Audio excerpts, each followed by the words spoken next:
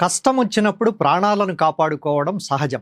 కానీ సాక్షాత్తు కన్నతండ్రే ఆపదలో ఉన్నప్పుడు తన ప్రాణమే ముఖ్యమని పారిపోవడం ధర్మమేనా? పలాయనం కంటే వీర మరణమే మిన్నా అని చాటి చెప్పే మైనాకుడి కథే నేటి మన పలుకు పద్యం. ముందుగా భర్తృహరి సంస్కృత శ్లోకం చూద్దాం. వరం ప్రాణోచ్ఛేదః సమదమఘవన్ముక్తకులిశ ప్రహారైరుద్గచ్చద్ బహుళదహనోద్గార గురుభిః తుషారాద్రేః సూనోరహః పితరి క్లేశ వివసేన చాసౌ సంపాతః పయసి పయసాం పచ్చురుచితః. దీనికి ఏనుగు లక్ష్మణ కవి తెలుగు అనువాద పద్యమిది.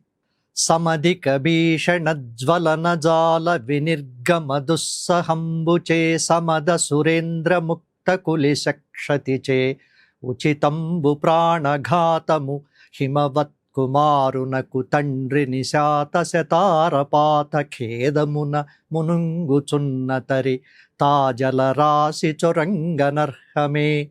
పూర్వం కృతయుగంలో పర్వతాలకు రెక్కలుండేవి. అవి ఇష్టం వచ్చినట్లు ఎగురుతూ భూమిపై పడుతుంటే ఇంద్రుడు తన వజ్రాయుధంతో వాటి రెక్కలను నరకడం మొదలుపెట్టాడు. హిమవంతుడి కుమారుడైన మైనాకుడు తన రెక్కలు తెగిపోతాయనే భయంతో తండ్రిని వదిలేసి సముద్రంలో దాక్కున్నాడు. దీనిపై భర్తృహరి ఏమంటున్నాడంటే, భయంకరమైన అగ్నిజ్వాలలు చిమ్ముతున్న ఇంద్రుడి వజ్రాయుధపు దెబ్బలు తిని ప్రాణాలు వదలడం మేలు కాని కన్నతండ్రి హిమవంతుడు వజ్రాయుధపు దెబ్బలతో బాధపడుతుంటే అతడిని ఒంటరిగా వదిలేసి మైనాకుడు సముద్రంలో దాక్కోవడం ఏమాత్రం బాగలేదు. ఇది కొడుక్కు ఉండాల్సిన లక్షణం కాదు. ఆధునిక జీవనానికి ఇది ఎలా అన్వయమవుతుంది? ఈ పద్యం నేటి సమాజానికి ఒక ముఖ్యమైన సందేశం ఇస్తోంది. మొదటిది నైతిక బాధ్యత. కష్టాల్లో ఉన్నప్పుడు కుటుంబ సభ్యులను, మనపై ఆధారపడ్డ వారిని వదిలేసి మన స్వార్థం చూసుకోవడం మంచిది కాదు. రెండోది పిరికితనం వర్సెస్ గౌరవం. అవమానకరమైన బతుకు కంటే బాధ్యతను నిర్వర్తిస్తూ ప్రాణాలనైనా వదలడం గౌరవప్రదం. మూడోది ఆపదలో తోడుండడం.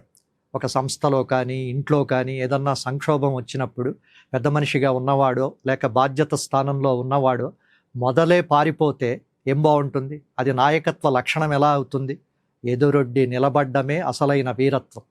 సొంత ప్రయోజనం కంటే అందరి బాధ్యత చూసుకునేవాడే గొప్పవాడు. మైనాకుడి ఉదంతం మనకిక్కడ ఒక హెచ్చరికలా కనిపిస్తోంది. విపత్కాలంలో వెన్ను చూపకుండా తోటివారికి అండగా నిలిచే మనస్తత్వాన్ని అలవర్చుకోవాలి. రేపటి పలుకు పద్యంలో మరో నీతి పద్యంతో కలుద్దాం. అంతవరకు సెలవు. నమస్కారం.